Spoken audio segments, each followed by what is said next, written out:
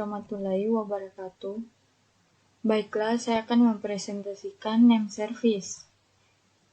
Yang pertama, pendahuluan.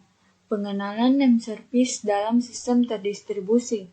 Nama digunakan untuk merujuk ke berbagai sumber daya seperti komputer, layanan, objek, dan file jarak jauh, serta pengguna. Penamaan adalah masalah yang mudah diabaikan tetapi tetap fundamental dalam desain sistem terdistribusi.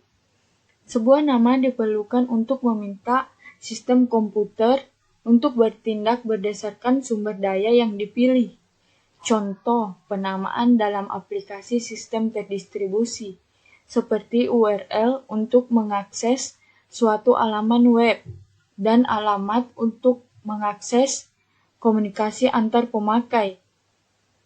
Kami menjelaskan pendekatan yang akan diambil dalam desain dan implementasi layanan ini menggunakan Domain Name Service atau DNS, Global Name Service atau GNS, dan X500 sebagai studi kasus.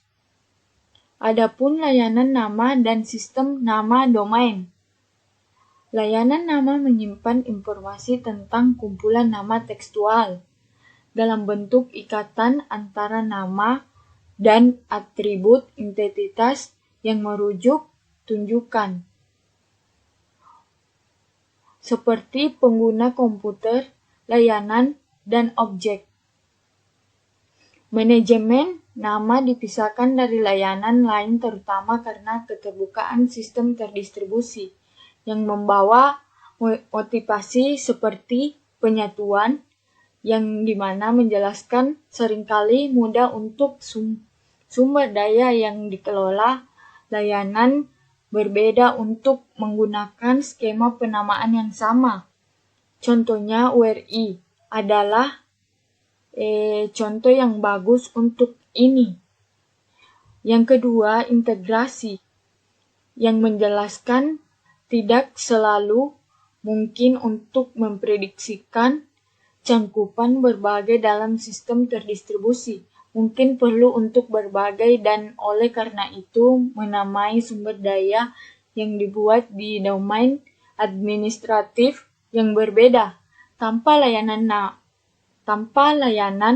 nama umum, domain administratif dapat menggunakan konvensi penamaan yang sama sekali berbeda.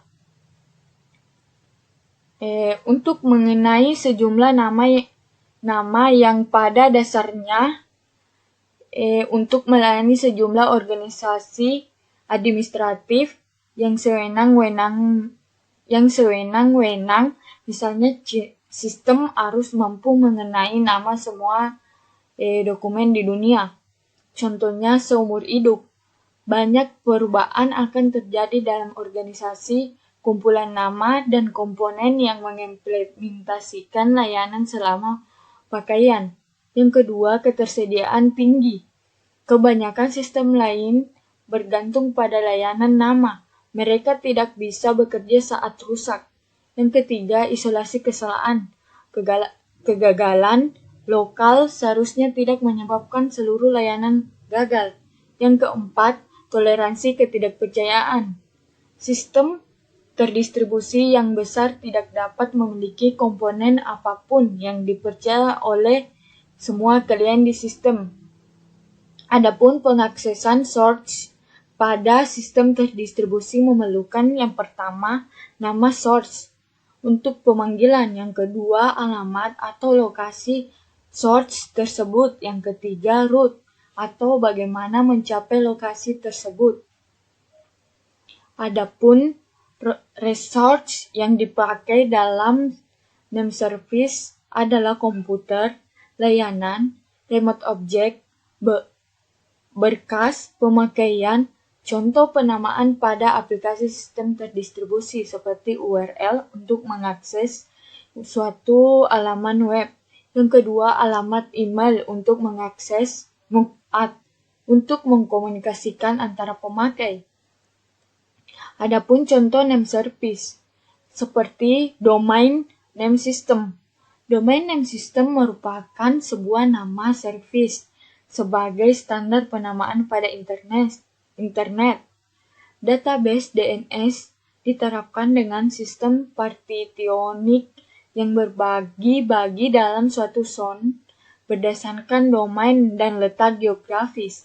Top level organization domain atau biasanya disebut dengan generic domain yang digunakan saat ini antara lain yang pertama com atau organisasi komersial, edu atau institut pendidikan, gov untuk institusi pemerintahan, mil organisasi militer, net untuk network support center, org organisasi tertentu yang tidak disebutkan di sini, INT organisasi internasional, US United States, UK untuk United Kingdom.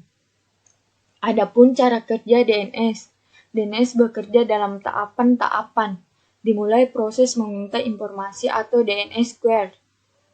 Kemudian dilanjutkan dengan tahapan-tahapan lain seperti DNS recursion, root name service, TLD, name service, hingga authoritative name service.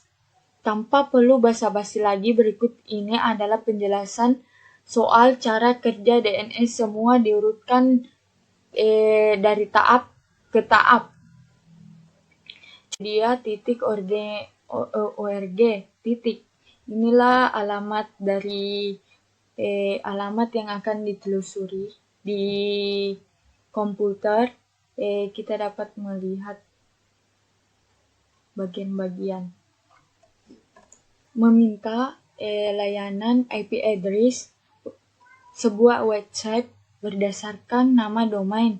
Yang kedua, meminta informasi URL sebuah website berdasarkan IP address yang dimasukkan. Yang ketiga, mencari server yang tepat untuk mengirimkan. Contoh name service yang kedua, layanan nama global atau GNX. Layanan nama global atau GNX adalah memetakan global name ke atribut dan skalabilitas. Dapat menangani perubahan, dirancang dan diimplementasikan oleh Lapson dan rekannya di pusat penelitian sistem DEC atau Lapson 1986 untuk menyediakan fasilitas untuk lokasi daya pengelamatan surat dan autentikasi. Mereka mencerminkan fakta bahwa layanan nama untuk digunakan dalam internet network harus mendukung database penamaan yang dapat mencakup nama jutaan komputer dan akhirnya alamat email untuk miliaran pengguna. Para perancang GNX juga menyadari bahwa basis data penamaan kemungkinan besar memiliki masa pakai yang lama dan harus terus beroperasi secara efektif saat ia tumbuh dari skala kecil ke skala besar dan sementara jaringan yang menjadi basisnya berkembang. Adapun contoh yang ketiga yaitu S500 Directory Service, yaitu memetakan nama orang ke dalam alamat, suatu email, dan nomor telepon. Ini dapat digunakan dengan cara yang sama seperti layanan nama konvensional, tetapi ini terutama digunakan untuk memenuhi query deskriptif dan dirancang untuk menemukan nama, atribut pengguna lain atau sumber daya sistem. Penggunaan mungkin memiliki berbagai persyaratan untuk mencari dan menjelajahi direktori penggunaan jaringan, organisasi, dan sumber daya sistem untuk mendapatkan informasi tentang entitas yang yang terdapat dalam direktori tersebut. Penggunaan layanan semacam itu cenderung cukup beragam. Berikut beberapa atribut untuk sebuah titik pada directory service. Lihat RFC 2256. Contoh seperti UID atau user ID, CN atau common name, SN atau surname, I untuk location, OU organizational unit, O organization, DC domain component, ST stated, C country. Inilah gambar dari S500 directory service. Adapun contoh yang terakhir dari name service, yaitu Genie Discovery Service, adalah mencari objek sesuai dengan atribut yang ada. Inilah gambar dari Genie Service Discovery. Adapun sasaran fasilitas penamaan. Yang pertama, efisien, karena fasilitas penamaan merupakan dasar pada sistem terdistribusi dan menggunakan secara terus-menerus. Yang kedua, terdistribusi renungkan jika UID dibandingkan oleh centralized generator. Bottleneck node, tempat generator TS tersebut mengalami kegagalan. Yang ketiga, tampak seperti global speech, tidak tergantung konektivitas, topologi, dan lokasi objek. Yang keempat, mendukung pemetaan satu many antara nama dan objek untuk memungkinkan multi-cache. Yang kelima, mendukung dynamic relocation of object. Jika objek atau proses potensial untuk mobile atau berpindah-pindah, jadi diperlukan dinamika binding antara nama atau alamat, juga antara alamat dan root. Adapun yang keenam, memungkinkan location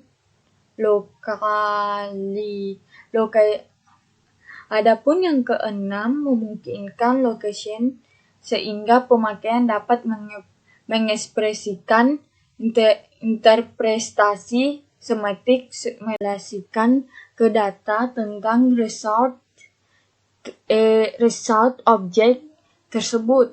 Yang kedua, binding atau asosiasi antara nama dan objek. Biasanya nama diikat atau bound ke atribut dari suatu objek. Yang ketiga, address atau atribut kunci dari sebuah entitas dalam sistem terdistribusi.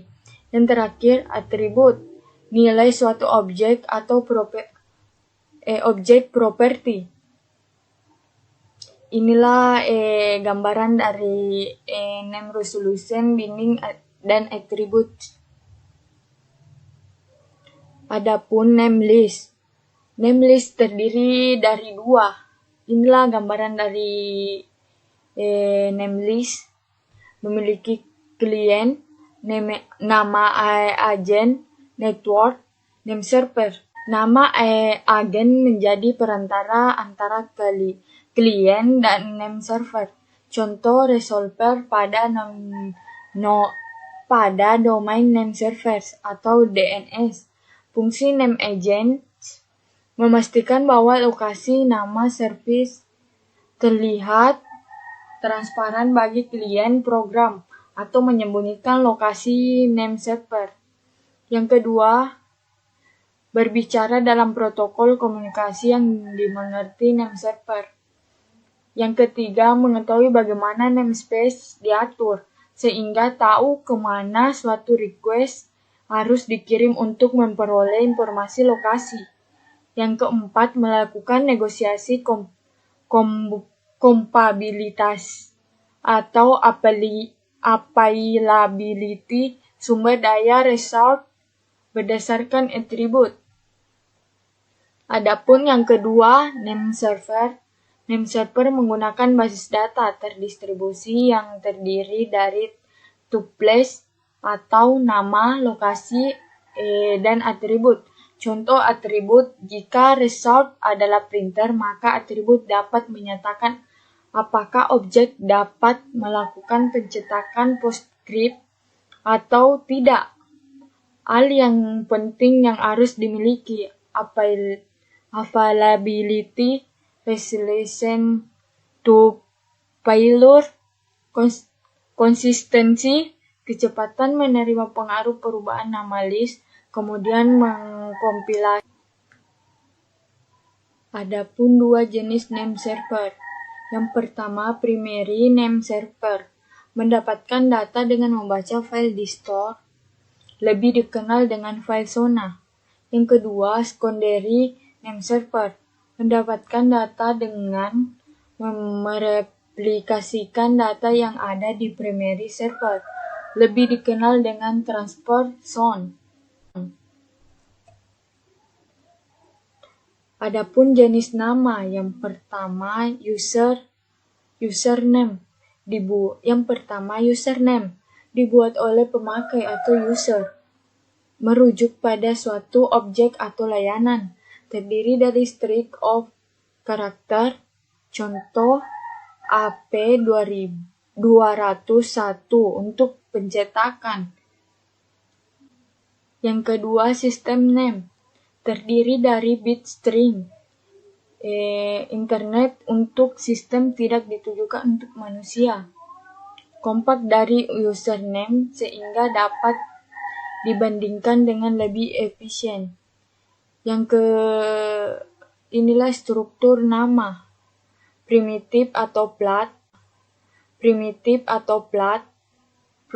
partitioned names atau PN.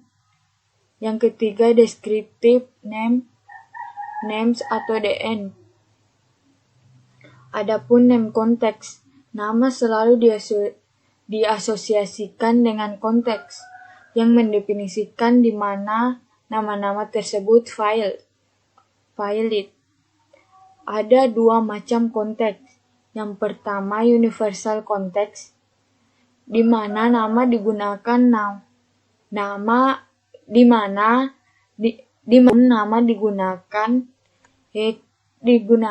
nama diresolve dengan cara yang sama, dapat disalin dari mesin ke mesin dengan bebas. Contoh HTTP seperti halaman web. Yang kedua, relative context, context dependent, contohnya bisa dilihat sendiri.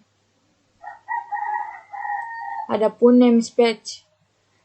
Nama space adalah kumpulan nama saya yang dikenal oleh suatu layanan yang sesuai. Suatu nama dapat digambarkan dengan menggunakan generative grammar seperti BNF, backus, nor, from. Adapun contohnya seperti address, group, mailbox, root address, bisa dilihat. Berikut adalah beberapa karakter dari namespace. Memiliki struktur internal,